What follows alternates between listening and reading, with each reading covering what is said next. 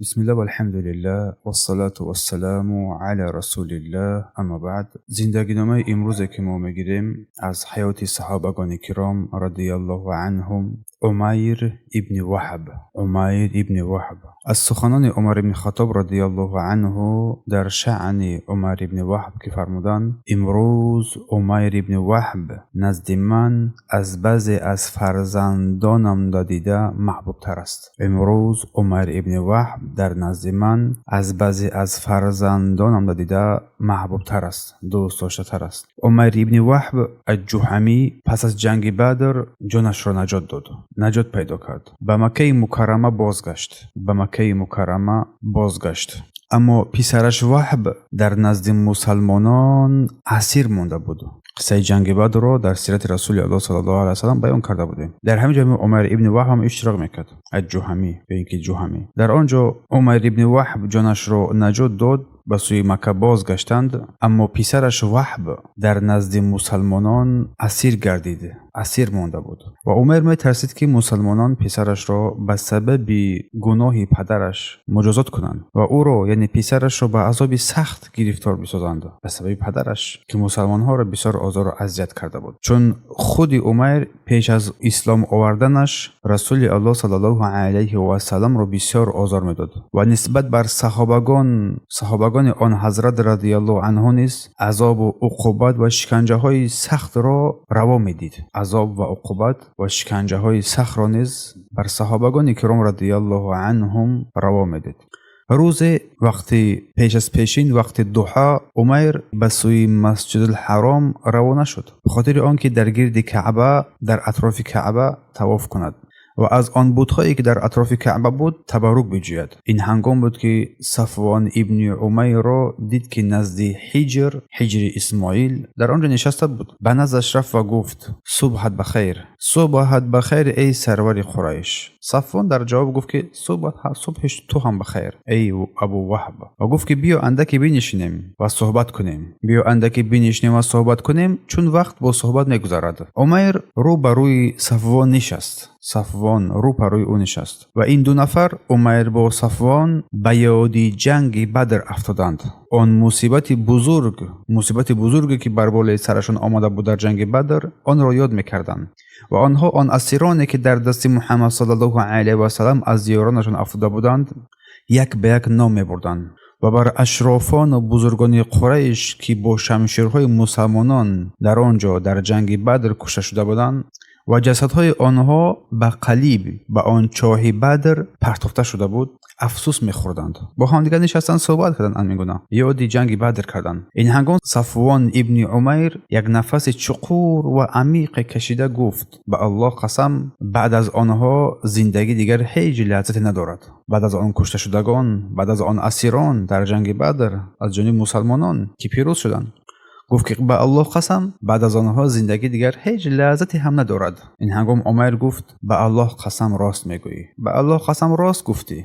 و سپس اندکی خاموش ماند و گفت: سوگند به پروردگار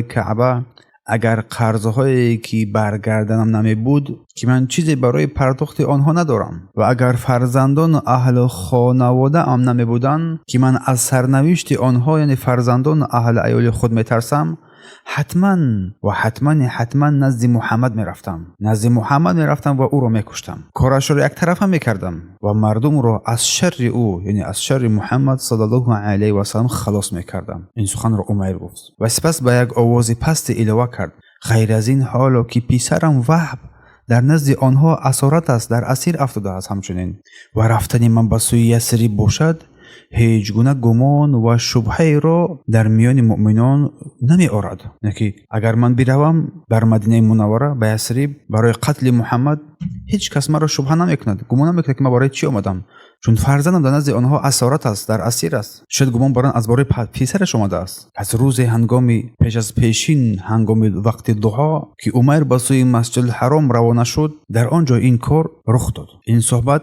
با ابو وهب و صفوان که سرداران قریش بودند قرار گرفت. این هنگام وقتی که عمر این سخنها را گفت و صفوان ابن عمر سخنان عمر ابن وهب را غنیمت شمرد و نخواست که این فرصت از دست برود و این فرصت رو از دست بدهد و رو به سوی او آورد و بر او گفت ای عمر همه قرضهای تو بر ذمه من برگردن من. ای عمر همه آن قرضهایی که داری بگذار همه آنها برگردن من باشد، هر قدر هم باشد، هر قدر زیاد هم باشد. من همه آن قرضهای تو رو از نام تو پرداخت میکنم، اما اهل خانوادت رو نیز به اهل خانواده خودم با فرزندان خودم همراه میسازم تا وقتی که من آنها زنده باشم.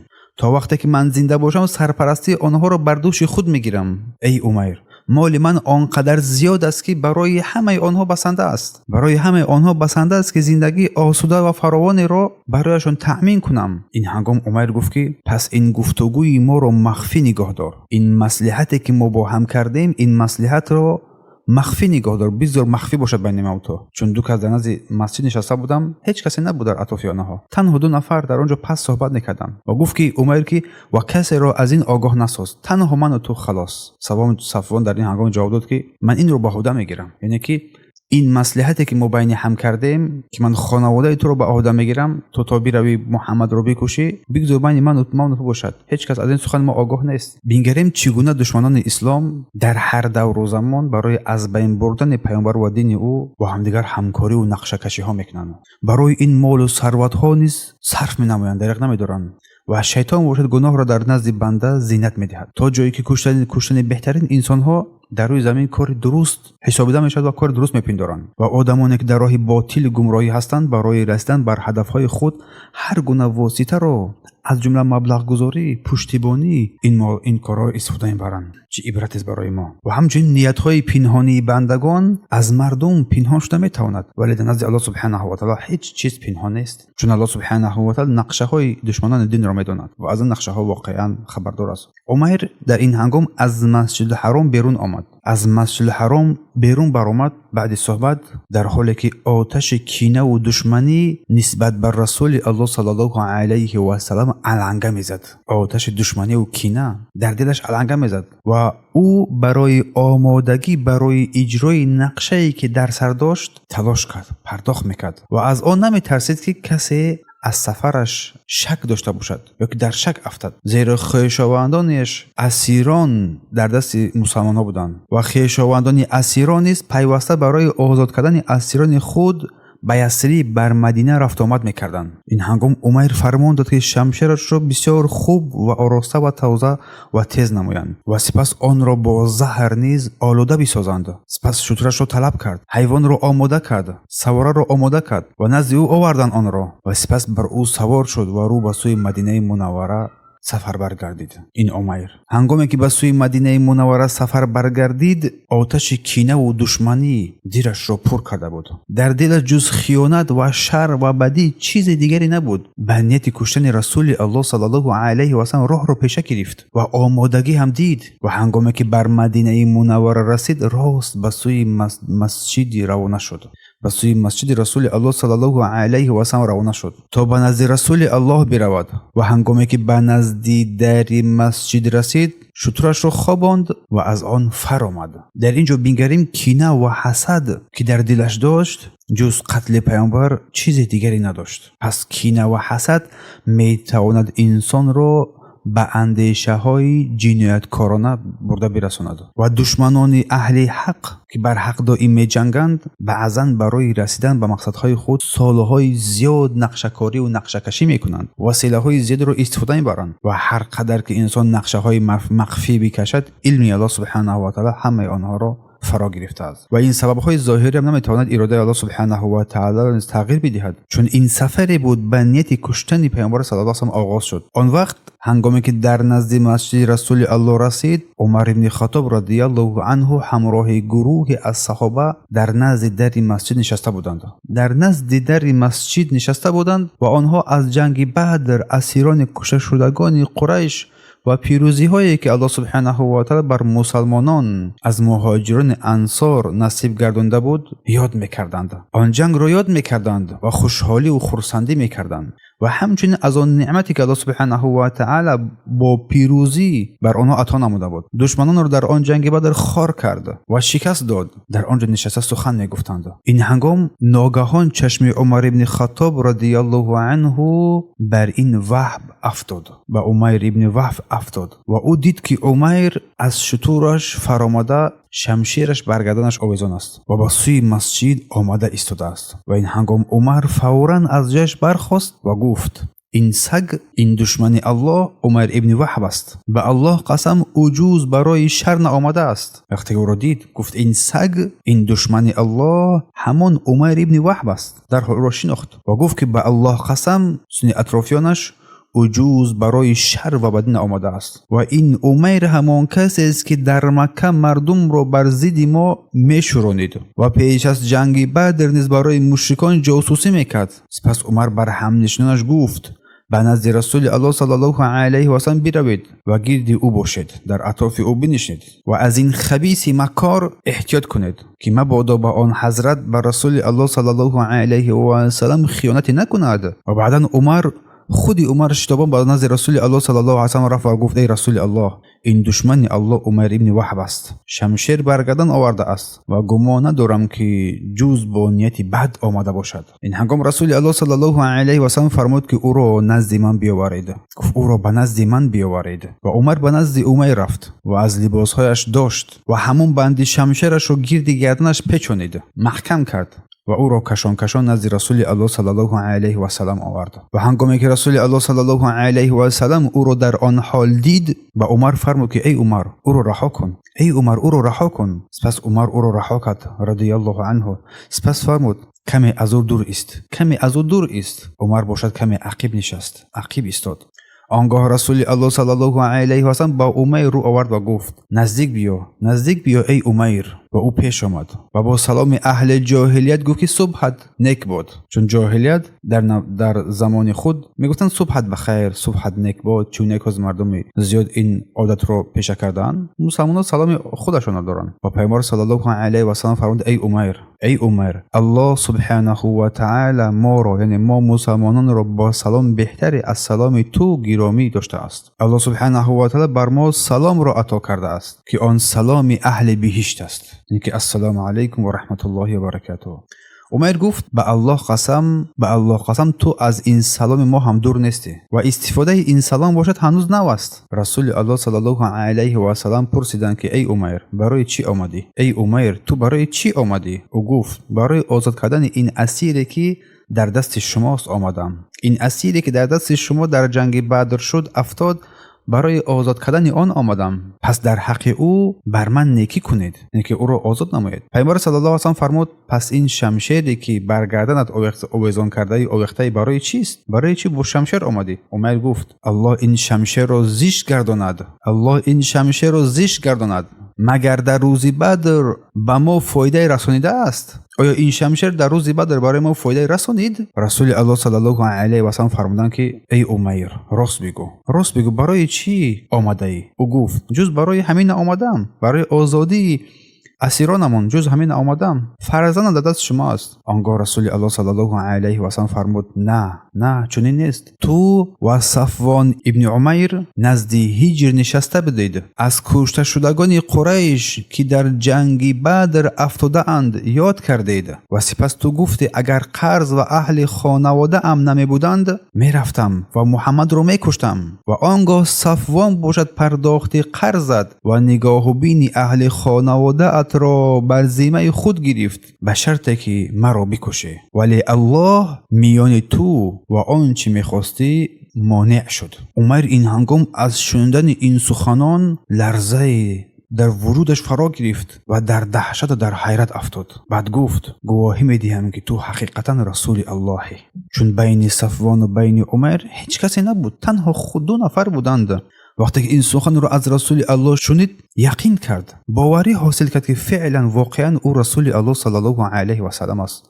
جز رسول الله کسی دیگری نیست. کسی از این خبر آگاه شده نمیتواند. برای لرزه وجودش فرا گرفت و در حیرت دهشت افتاد و گفت: گواهی میدهم که تو حقیقتا رسول اللهی. سپس گفت ای رسول الله ما پیش از این تو رو در خبرهایی که از آسمان می آوردی و وحی که بر تو نازل می شد دروغ می شمردیم. همه آنچه که تو می آوردی همه آن رو ما دروغ می دونستیم. اما آن گفتگویی که بین من و صفوان صورت گرفته بود هیچ کس از آن خبر نداشته بود جز من و او. به الله قسم من یقین کردم که این خبر را جز الله کسی بر تو نرسانیده است. یقین پیدا کرد سپس و گفت که پس حمد و سپاس الله را که ما را به نزد تو آورد و از سبب هدایتم به اسلام گردانید. و سپس شهادت داد. شهادت بر کلمه لا اله الا الله بر داخل شدنش این اسلام عزیز را. اشهد ان لا اله الا الله و اشهد ان محمدا رسول الله و مسلمان شد. بعدا رسول الله صلی الله علیه و سلم به صحابه فرمود این برادرتان را در دینش فقیه گردانید، یک دین رو برای او بیاموزانید، قرآن رو برای او بیاموزید و اسیرانش را آزاد کنید. این را رسول الله صلی الله علیه و سلم با این خصلت مبارکش بر صحابگان امر کرد. از این برمیآید که هدایت تنها در دست الله سبحانه و تعالی است. کسی که امروز دشمن اشدی اسلام است ممکن است که فردا با بهترین یاران دین قرار بگیرد. یکی از نشانه‌های بزرگ پیامبر صلی الله علیه و این بود که الله او را از گفتگوی مخفی امیر و صفوان که هیچ کس از آن آگاه نبود خبر داد. و رسول الله صلی الله علیه و سلم با وجود آن که از قصد کشته شدنشان آگاه بودند با آرامی، با حکمت و اخلاق نیک با امیر مناسبت کردند و صحابه در حفظ و محافظت رسول الله صلی الله علیه و سلم بسیار هوشیار و صادق بودند. اینم برای ما گوشزد می‌دهد که ما هم در بیان حفظ سنت او باید همیشه تلاش کننده باشیم و این عمل عمر رضی الله عنه یک نمونه غیرت و محبت او نسبت بر پیامبر صلی الله علیه و سلم و رسول الله صلی الله علیه و سلم بعد مسلمان شدن عمر گذشته کرده بود او را بر رویش نآوردند، چیزی از کارهای گذشتهش یادآوری هم نکردند، بلکه فوراً برای آموزش دین و قرآن امر کردند و این هم نشان می‌دهد که اسلام عزیز گناهان گذشته بندگان را پاک می‌سازد و گواهی آن است همچنین که کسی که در گذشته هر چی بود امروز را اسلام را خوب پذیرفت گذشته آن یادآور کرده نمی‌شود. پس دعوت به اسلام با دلیل اخلاق ثابت می شود، با مهربانی و حکمت و با مهمترین وسیله های هدایت. و همچنین بعد نو مسلمانان اولین چیزی که باید بیاموزی عقیده، احکام دین، قرآن. از این رو پیامبر صلی الله علیه و آله با صحابگان امر کرد، سفارش داد که امیر رو تعلیم بدهید و الله سبحانه و تعالی این نقشه های دشمن دین را باطل گردانید، آنها را با خود آن وسیله هایشان بر سوی اسلام راهنمایی کرد. این هنگام این امری که رسول الله فرمود اسلام عمر ابن وهب، مسلمانان از اسلام آوردن او از عمر بسیار شاد و خرسند شدند. اگر دشمن اسلام آورد پس برادر ماست، ما خرسندی و شادی میکنیم. و شادی آنها چنین بزرگ بود که حتی عمر ابن خطاب رضی الله عنه گفت که زمانی که عمر نزد رسول الله صلی الله علیه و سلم آمد نزد من خوک از او محبوبتر بود. در نزد من خوک از عمر محبوبتر بود، اما امروز او یعنی عمر در نزد من از بعضی فرزندان من محبوبتر شد. سبحان الله. پس اسلام انسان را کاملا دیگرگون می‌سازد و گناهان گذشته او را هم محو می‌کند. پس محبت و دشمنی در اسلام بر اساس ایمان و کفر است، نه بر اساس خویشتباری ملت یا منفعت‌های شخصی. چون امروز بر اساس خویشتباری و ملت منفعت‌های شخصی مردم دشمنی میکنند، نه به خاطر الله سبحانه و تعالی. برای فرقه‌ها و گمراهی‌های زیادی پیدا شده است. صحابگان کرام بسیار خوشحال شدند، از هدایت عمر بسیار خوشحال شدند، حتی اینکه پیشتر دشمنی سخت بود. و همچنین این قصه برای ما هشدار می‌دهد که دل مؤمن باید از کینه و عداوت شخصی پاک باشد. همین که عمر اسلام را پذیرفت، عمر رضی الله عنه تمام دشمنی که پیش میکرد همه اونا را کنار گذاشت و او را دوست داشت. پس سخن عمر گواهی آن است، نشان می‌دهد که ایمان در وجود انسان ارزشمندترین معیار دوستی و محبت است. و در آن روزها عمر پیوسته خود را با تعلیمات اسلام مشغول میکرد، با آموزش اسلام مشغول میکرد. و در آن روزها وقتی که عمر اسلام را پذیرفت پیوسته خود را با تعلیم اسلام پاک تربیه میکرد، تعلیمات اسلام پاک را تربیه میگرفت و دلش را با نور قرآن روشن میساخت.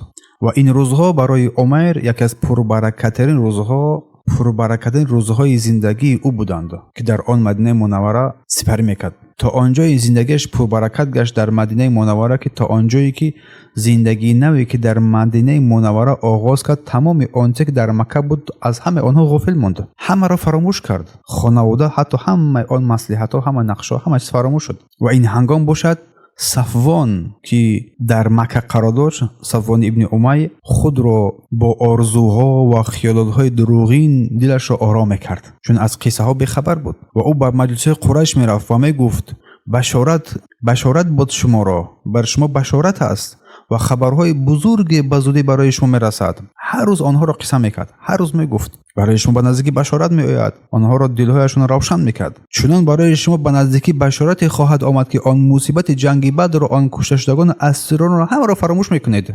صفوان در اهل مکه برای مردم اهل مکه خواستن کلان قریش این سخنها را هر روز میگفت، هر وقت در هر مجلس میگفت.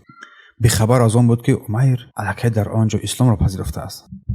وقتی که انتظار صفوان ابن امیه طول کشید، که امیر دیر کرد برگشتنش بر مکه مکرمه، اضطراب و نگرانی های صفوان آیسته آیسته افزودن گرفت. فکرش پریشان شدن گرفت. آیسته در دلش این شبهه ها داخل شدن گرفت. کارش تا آنجایی رسید که گویا بر آتش سوزان نشسته باشد. او هر کاروانی که می رسید درباره عمر ابن وهب می پرسید، ولی هیچ کس جوابی نمیداد. هیچ کس خاطر او را آرام نمیکرد. تا آنکه روز یک سوار آمد و گفت عمر اسلام آورده است. و این خبر هنگامی که صفوان این خبر رو فهمید که عمر اسلام آورده است، مثل یک برق سنگینی بر بالای سر او فرود آمده رسید. زیرا او گمان میکرد که عمر ابن وهب هیچگاه مسلمان نخواهد شد. حتی اگر که تمام اهل روی زمین اسلام بیارن، آن هیچ وقت اسلام نمیارد، چون کینه و عداوت دشمنی که داشت هیچ وقت او رو آرام نمیکرد.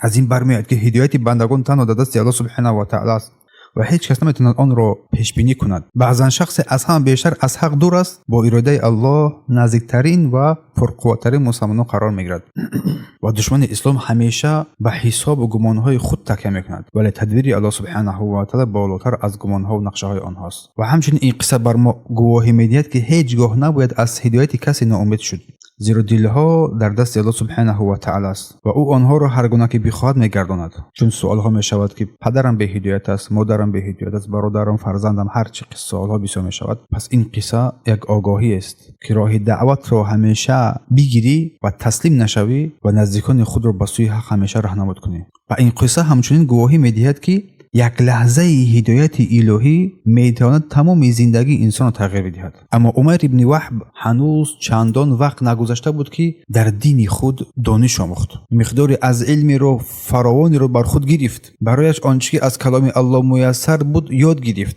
و سپس نزد رسول الله صلی الله علیه و سلم آمد و گفت ای رسول الله، مدت دراز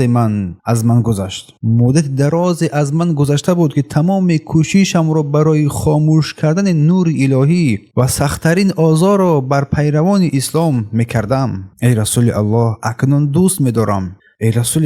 من دوست می‌دارم که بر من اجازت بدهی تا به مکه بگردم و این قریش را به سوی الله سبحانه و تعالی و دین رسولش دعوت نمایم. اگر این دعوت ما را بپذیرند چی نیکو می شود، چی نیکو یک انجامی هست، و اگر روی بگردانند آنها را در باطلشان چنان به تنگ می آورم چگونه ای که مسلمانان را به خاطر دینشان آزار بدادند و تنگ می آوردند. بر من اجازت بده، اگر اسلام را پذیرند چی خوب چی نیکو است، اگر نپذیرم من آنها را چنان در باطلشان آنها را به تنگ می آورم چگونه که مسلمان ها را به تنگ می آوردند. سپس رسول الله صلی الله علیه و سلم با او اجازت داد.